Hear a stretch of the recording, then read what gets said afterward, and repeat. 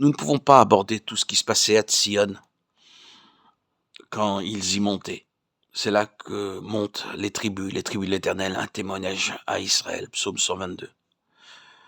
Mais nous avons un petit aperçu de cela. Quand les confins de la terre, des lieux difficiles et des contrées spirituellement froides, nous sommes rassemblés comme eux, et que nous goûtons l'amour et la puissance de Dieu, et que nous ressentons de nouveau l'unité du peuple du Seigneur.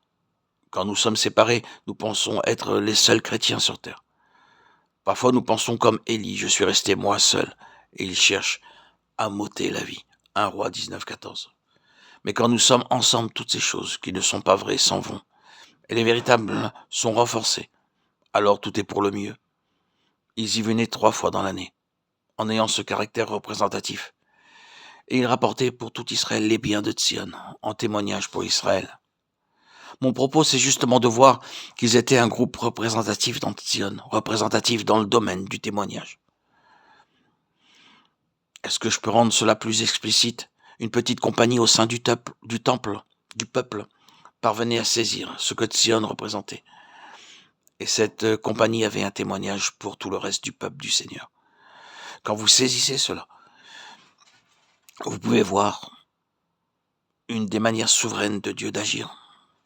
Je me demande si vous avez pensé au cours des choses dans le Nouveau Testament.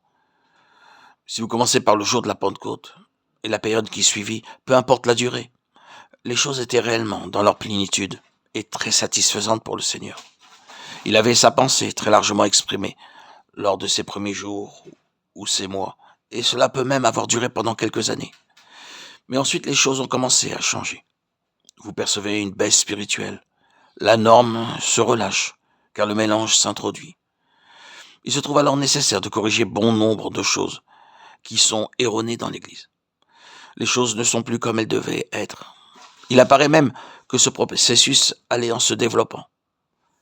Mais qu'est-ce que le Seigneur fit à l'égard de tout cela? Est-ce qu'il a dit « c'était grandiose », mais cela n'a pas duré? Ils ne peuvent pas atteindre ce standard.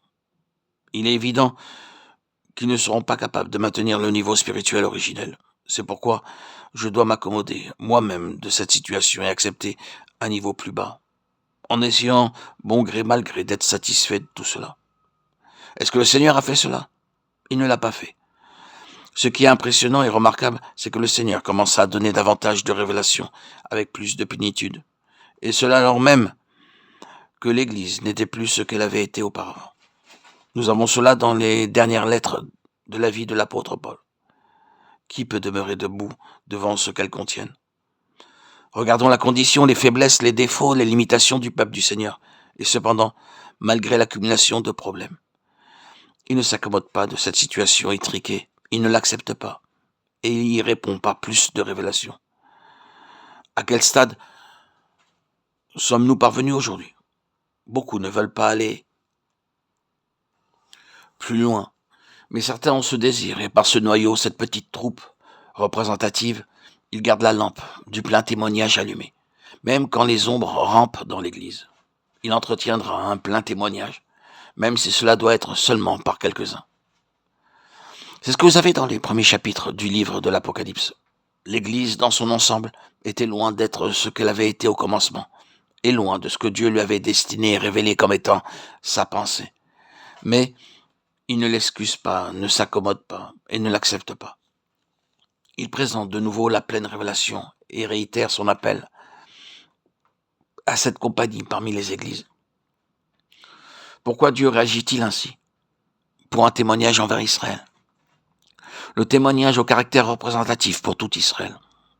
Oh, puissons-nous saisir cela.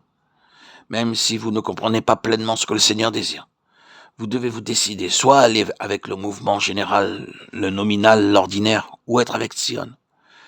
C'est le point sur lequel nous devons peut-être insister le plus avant de terminer.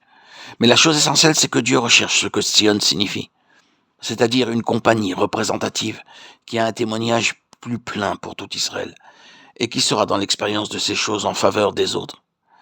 C'est ainsi que le Seigneur veut satisfaire ce grand besoin en ayant parmi son peuple quelques-uns qui seront une satisfaction pour lui et qui le connaissent de cette manière plus pleine.